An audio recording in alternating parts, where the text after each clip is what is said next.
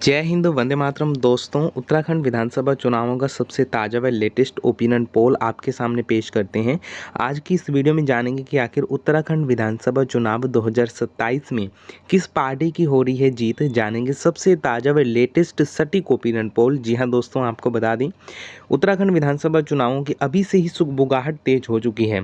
तकरीबन अभी 2 सालों का समय शेष है उत्तराखंड विधानसभा चुनाव होने में, लेकिन अभी से ही कुछ राजनीतिक विद्वान मानने लगे हैं कि भारतीय जनता पार्टी उत्तराखंड में कमबैक नहीं कर पाएगी अगले विधानसभा चुनाव में।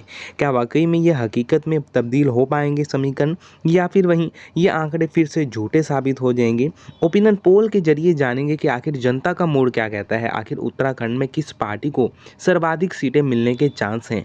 आज की इस वीडियो में ओपिनियन पोल के जरिए एक एक जिलेवार बात करने वाले हैं। तो वीडियो में आगे बढ़ने से पहले अगर आपने इस वीडियो को अभी तक लाइक नहीं किया है तो इस वीडियो को लाइक कर लें, लाल बटन दबाकर चैनल को सब्सक्राइब कर लें। बता दें, वीडियो को लाइक करना और लाल बटन दबाकर चैनल को सब्सक्राइब करना बिल्कुल मुफ्त है।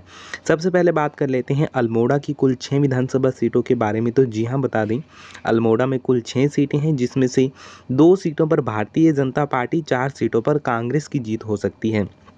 इसी के साथ अगर बात कर लेते हैं बागेश्वर की कुल 2 सीटों के बारे में। तो जी हाँ, बता दें, बागेश्वर की कुल 2 सीटों में से बीजेपी 1 सीट जीत सकती है, कांग्रेस 1 सीट जीत सकती है, अन्य के पाले में 0 सीटें जा सकती हैं।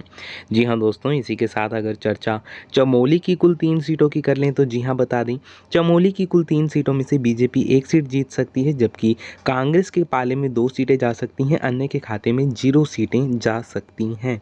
जी हाँ दोस्तों, देखा जाए तो चमोली में भारतीय जनता पार्टी में कांग्रेस की इस लड़ाई में कांग्रेस पार्टी मजबूत मानी जा रही है।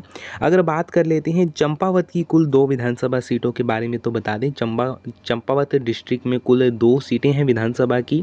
अगले विधानसभा चुनावों में ओपिनियन पोल के अनुसार माना जा रहा है कि अगले इलेक्शन में भारतीय जनता पार्टी यहाँ से 1 सीट जीत सकती है, जबकि कांग्रेस पार्टी भी 1 सीट पर विजय शंखनाद बिगुल बजा सकती है।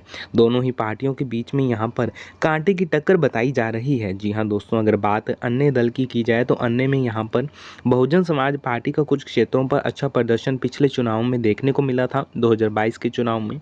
अगर बात भारतीय जनता पार्टी की कर लें तो भारतीय जनता पार्टी ने 2017 के मुकाबले 2022 के विधानसभा चुनाव में उत्तराखंड में सीट शेयर के मुकाबले गिरावट देखने को मिली, जबकि भारतीय जनता पार्टी की प्रतिद्वंदी कांग्रेस पार्टी में सीट शेयर का इजाफा देखने को मिला।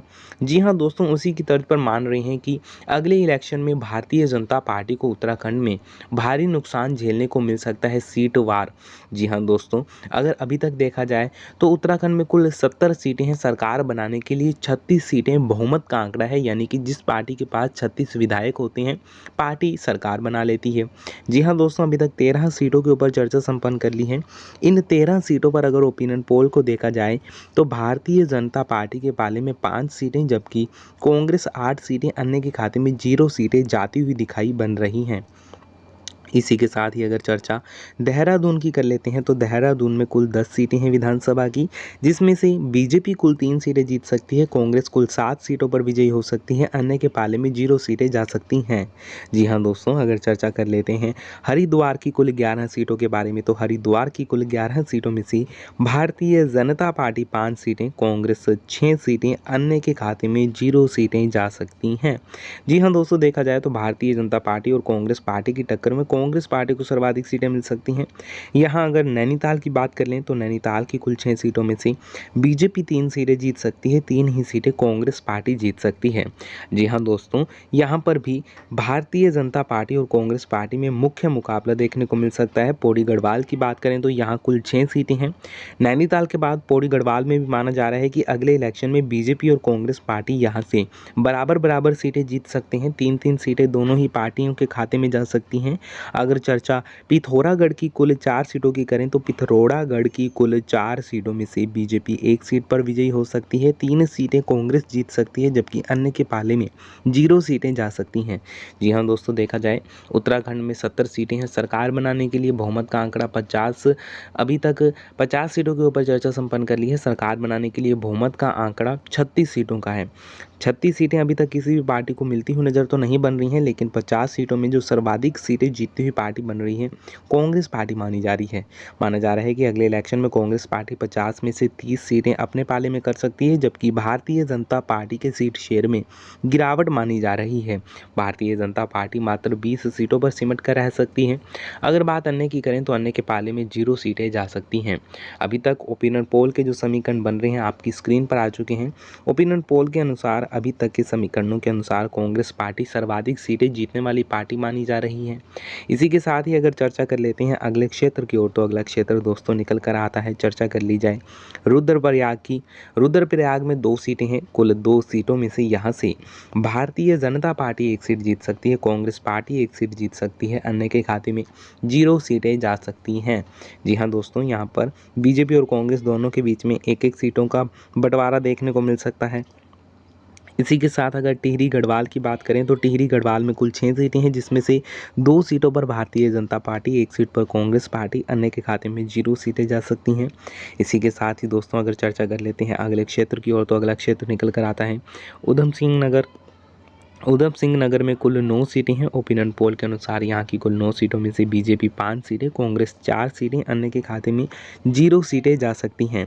जी हाँ दोस्तों, इसी के साथ ही अगर चर्चा कर लेते हैं उत्तरकाशी की कुल 3 सीटों के बारे में, तो ओपिनियन पोल के अनुसार उत्तरकाशी की कुल 3 सीटों में से कांग्रेस पार्टी यहाँ से कुल 3 की 3 सीटें जीत सकती है।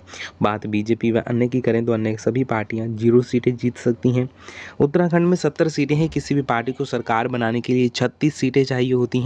ओपिनियन पोल के अनुसार ये जो 36 सीटों का आंकड़ा है, उसमें कांग्रेस पार्टी 42 सीटें अपने नाम कर सकती है अगले चुनाव में, यानी कि कांग्रेस पार्टी राज्य में सरकार बना सकती है अगली बार।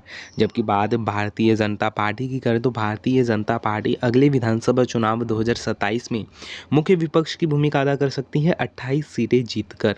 अभी तक जो कुल ओवरव्यू देखा जाए ओपिनियन पोल का, जो 70 सीटों पर निकल कर सामने आ रहा है, उसमें माना जा रहा है कि कांग्रेस पार्टी की स्थिति अब उत्तराखंड में मजबूत है।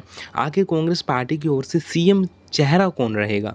क्या एक बार फिर से कांग्रेस पार्टी हरीश रावत जी को ही मुख्यमंत्री चेहरा बनाएगी, या फिर वहीं भारतीय जनता पार्टी की तर्ज पर उत्तराखंड में कांग्रेस पार्टी भी अपना सीएम कैंडिडेट, सीएम फेस बदल देगी? इस पर आपका क्या ओपिनियन है? नीचे कमेंट बॉक्स में अपना ओपिनियन जरूर दें। आपकी क्या राय कहती है आखिर उत्तराखंड में किस पार्टी की बनेगी सरकार, किस पार्टी को मिलेंगी कितनी सीटें? साथ ही दोस्तों, अगर आपने इस वीडियो को अभी तक लाइक नहीं किया है तो इस वीडियो को लाइक जरूर से कर लें, लाल बटन दबाकर चैनल को सब्सक्राइब जरूर से कर लीजिएगा। इस वीडियो को ज़्यादा से ज़्यादा शेयर कीजिएगा ताकि देश में सच्ची व विभाग पत्रकारिता को बल मिले। अगर आप ऐसे ही ओपिनियन पोल के अपडेट्स सबसे पहले पाना चाहते हैं तो इस वीडियो को लाइक करने के साथ नीचे लाल रंग का सब्सक्राइब का बटन जरूर से दबाइएगा। हम मिलते हैं एक और नए ताज़ा व लेटेस्ट ओपिनियन पोल के साथ। तब तक के लिए जय हिंद, जय भारत, जय किसान। धन्यवाद दोस्तों।